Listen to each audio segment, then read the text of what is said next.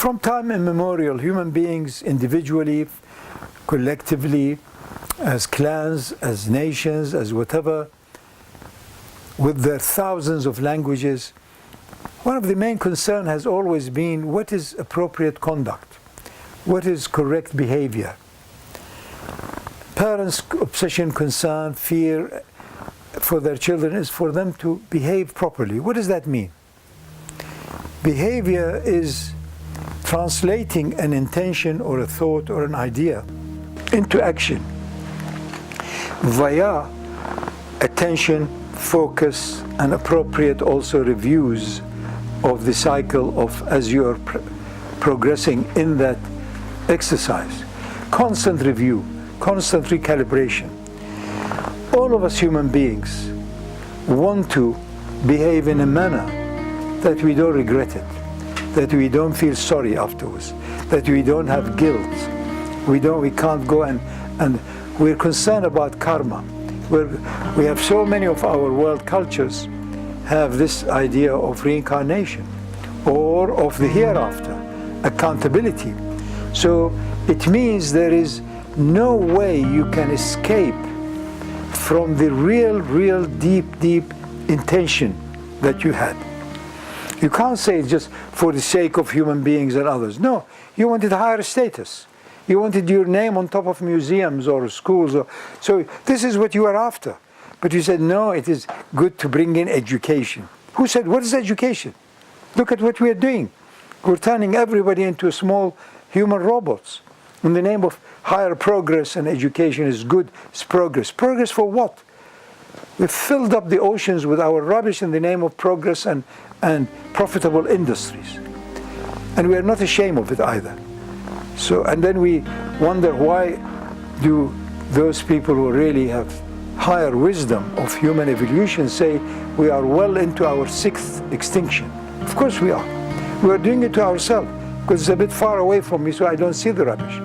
But go and spend a month on the Pacific and you'll see these islands of behavior, conduct, accountability, and review of it is necessary if you want to remain wholesome. Otherwise, you suddenly end up with bad habits, bad thoughts, bad etc., etc.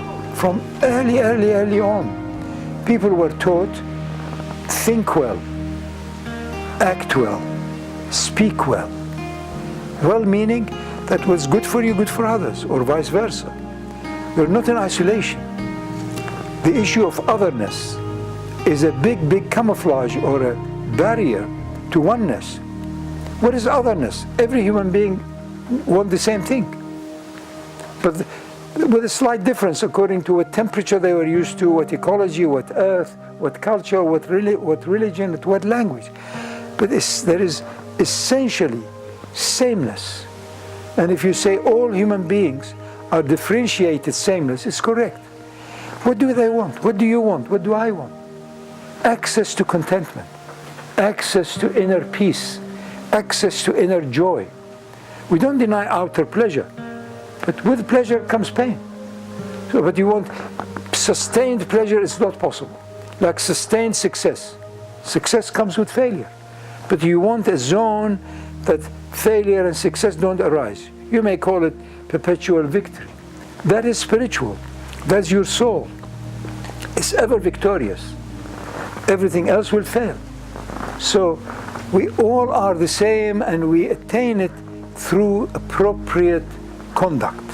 That I won't have regrets of it. I won't have guilt about it. That means you are aware of it. That means you were in the moment. That means you were in a situation of almost timelessness, touching upon the timelessness. So there will be no regrets in future.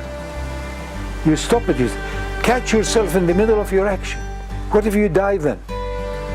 Is the memory or the trace of your action good? Are you content with it? If not, revise it, review it, get back, apologize, and correct yourself. You will attain spiritual success far quicker and far better the more often you review yourself, and the more often you try to reduce the pain and the anguish and whatever other concerns you inflicted upon others. In truth, there is no otherness. In truth, there is only oneness.